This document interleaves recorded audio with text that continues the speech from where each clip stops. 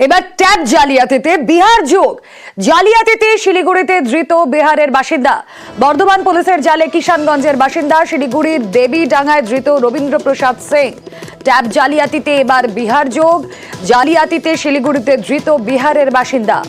কথা বলবো আমাদের প্রতিনিধি পার্থ এই মুহূর্তে রয়েছেন সঙ্গে। পার্থ, ট্যাব জালিয়াতিতে পড়শি রাজ্যের যে একটা কোনো কানেকশন থাকতে পারে তার উদাহরণ আমরা আগেও পেয়েছি, কারণ এ রাজ্যের পড়ুয়ার টাকা চলে যাচ্ছে বিহারে অন্য কারোর অ্যাকাউন্টে।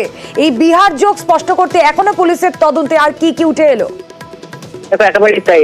আমরা জানতে পেরেছি যে ট্যাব কিন্তু বিহার যোগ রয়েছে এবং তারপরে কিন্তু আজ যেটা হলো সেটা হলো বর্ধমান সাইবার ক্রাইম থানায় যে অভিযোগ দেওয়া হয়েছিল তার প্রেক্ষিতে কিন্তু গোপন সূত্রে খবর দিয়ে সেখানকার বর্ধমান সাইবার ক্রাইম থানার পুলিশ তারা শিলিগুড়িতে হানা দেয় এবং শিলিগুড়ি প্রধাননগরের যে দেবীডাঙ্গায় সেখানে এক আত্মীয়র বাড়িতে লুকিয়ে ছিল বিহারের এই বাসিন্দা, কিষানগঞ্জের বাসিন্দা, এবং তাকে গ্রেপ্তার করা হয় এবং প্রাথমিক সে কিন্তু তা স্বীকারও করেছে, পুলিশের জায়গায় তা স্বীকারও করেছে এবং আজ তাকে শিলিগুড়ি মহকুমা আদালতে তোলা হয়েছে এবং ট্রানজিট রিমান্ডে তাকে বর্ধমান নিয়ে যাওয়া হবে এবং তাকে জেরা করে এই চক্রে আর বিহারের আরো কেউ জড়িত কিনা বা এই রাজ্যের সঙ্গে বিহারে কিভাবে কানেক্ট হলো সেসব বিষয়ে কিন্তু সামনে আনতে চাইছে তদন্তকারী কর্তারা।